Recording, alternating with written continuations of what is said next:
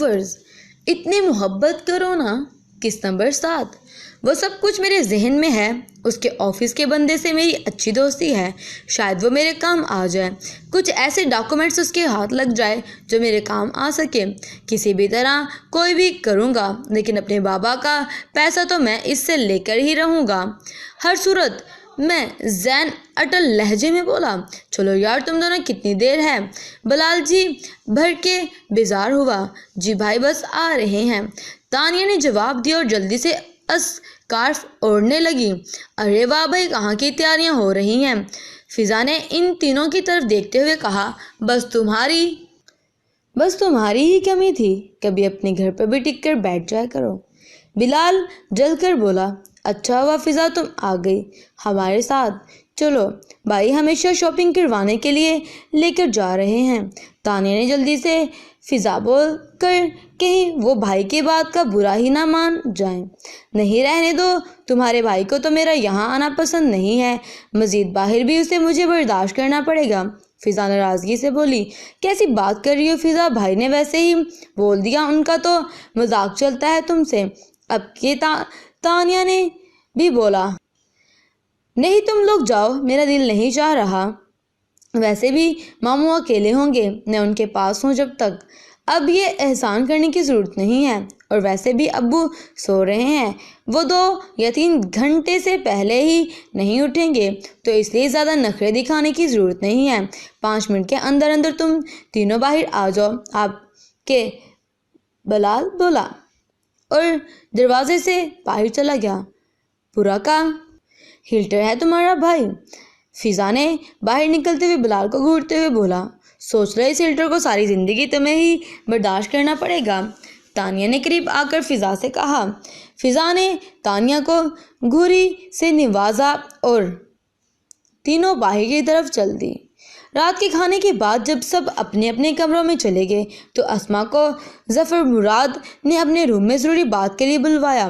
وہاں پہ فاطمہ کے علاوہ ان کے چھوٹے دیور اور بھاوج بھی موجود تھے۔ آؤ اسما، تمہارا ہی انتظار کر رہے ہیں، بیٹھو، ظفر صاحب نے کہا جبکہ فاطمہ کا منہ بنا ہوا تھا۔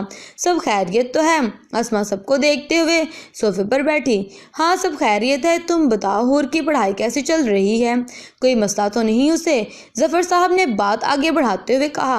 نہیں بھائی سب اللہ کا شکر ہے، کوئی مسئلہ نہیں، اپنے گھر میں کسی کو کیا مسئلہ ہو سکتا ہے بھلا؟ حور کے پیپر چل رہے ہیں، اسی میں بزی ہے وہ، اسما نے جواب دیا۔ اس کے بعد کمرے میں خاموشی ہو گئی۔ جیسے ظفر صاحب کی آواز نے ختم کیا۔ دراصل ہم نے تمہیں حور کے سلسلے میں ہی بلایا ہے، ہم چاہتے ہیں کہ حور کی ایگزامز کے بعد گھر میں چھوٹی سی تقریب رکھی جائے، حور اور حضر کی منگنی کر دی جائے۔ ان کی بات پر فاطمہ کے علاوہ باقی تینوں کو ایک جھٹکا لگا۔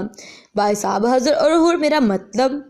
اسما نے پہلے سے بے یقینی سے فاطمہ کو دیکھا جو بڑی چپتی ہوئی نگاہوں سے اسے گھور رہی تھی۔ سارا کو بھی ظفر صاحب کی بات سن کر اچھی طرح پتنگے لگ رہے تھے، مگر وہ کچھ بولی نہیں۔ کیوں اسما، تمہیں کوئی اعتراض ہے؟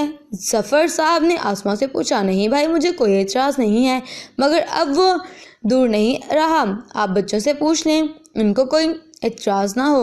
اسما ٹھہر ٹھہر کر بولی۔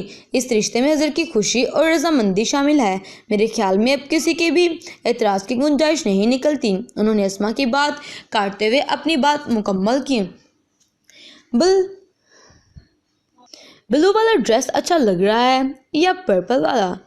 ثانیہ اور تانیہ بھی ڈریسنگ دیکھ رہی تھی جب فضا نے بلال کے پاس آ کر پوچھا۔ دونوں ہی فارغ لگ رہے تھے۔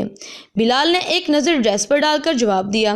تمہیں تو میری چوائس کبھی زندگی میں پسند نہیں آئے گی، فضا نے منہ بناتے ہوئے کہا۔ پسند بھی تو دیکھو، سبحان اللہ۔ بلال نے ایک بلیک کلر کا ڈریس اس کی طرف بڑھاتے ہوئے کہا۔ اور اپنے بارے میں کیا خیال ہے؟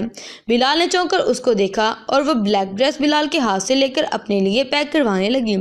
بلال کچھ دیر تک وہیں کھڑا رہا، پھر سر جھٹک کر آگے بڑھا۔ دنیا میں اور بھی غم ہے محبت کے سوا۔ ابھی وہ لوگ شاپنگ کر کے فارغ ہوئے تھے جب بلال کی نظر وہاں عصر پر پڑی۔ ارے تم یہاں کیا کر رہے ہو؟ بلال نے پوچھا۔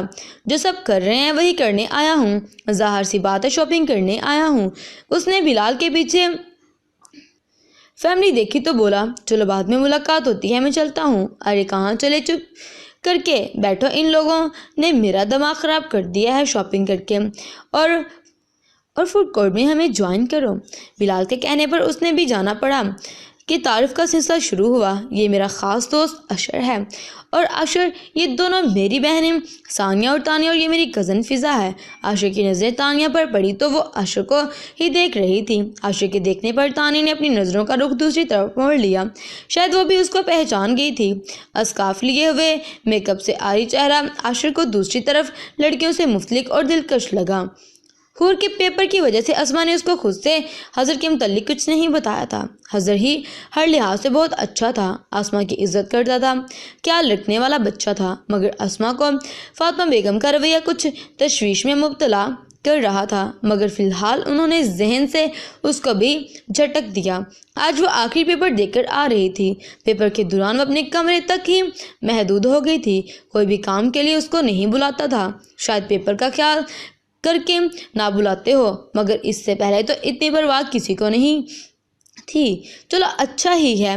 हूर मगन अंदाज में अपने आप से बातें करते किचन में आई। अपने लिए चाय का पानी रखा तो फातिमा ताई उसके सामने आई और चुभते हुए लहजे में गोया हुई, जो तुमने और तुम्हारी माँ ने खेल खेलना शुरू किया है ना, याद रखो मैं उसमें तुम्हें कभी कामयाब नहीं होने दूंगी।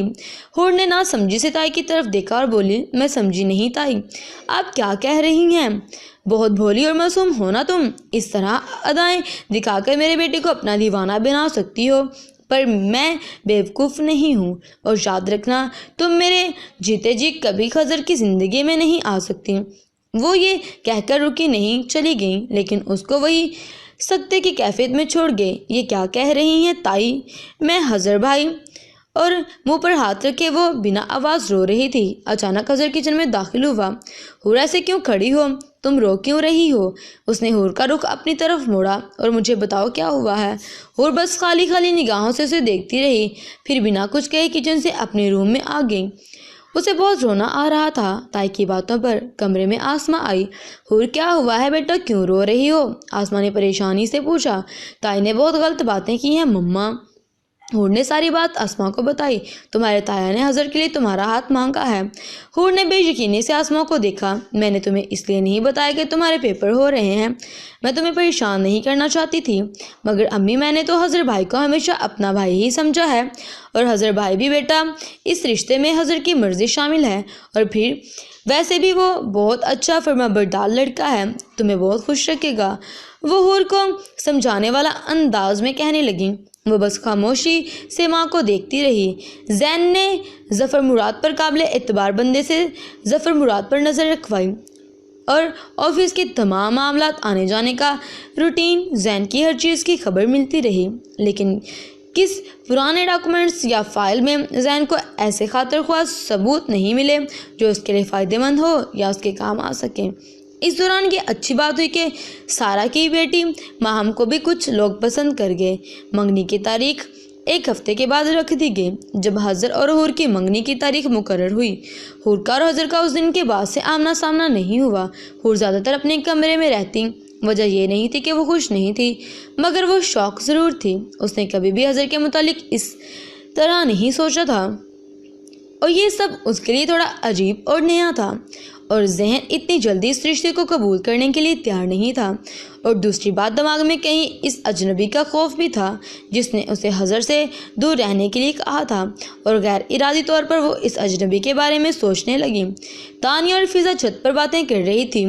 सानिया की आवाज़ देने पर तानिया छत से नीचे उतरी। जब बिलाल छत पर आया तो फ़िज़ा को सोच में डूबे हुए देखा। क्या सोचा जा रहा है? बिलाल ने करीब आते हुए पूछा। तुम्हें? फ़िज़ा ने बिलाल की तरफ देखते हुए जवाब दिया। हर वक्त फजूल नहीं हाँका करो, बिलाल ने डपते हुए अंदाज में कहा। मैंने ऐसा क्या कह दिया जो तुमने पूछा? इसकी सच्ची सच्ची जवाब दिया। फ़िज़ा ने उसको देखते हुए जवाब दिया। और मेरे बारे में क्या सोचा जा रहा है?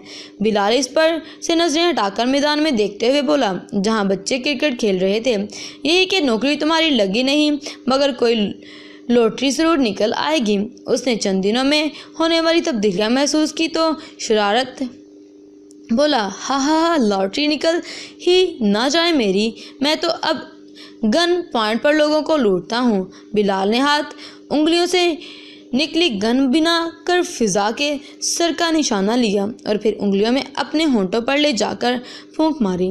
پہلے فضا چپ کر کے دیکھتی رہی، پھر ایک زور سے ہنسی۔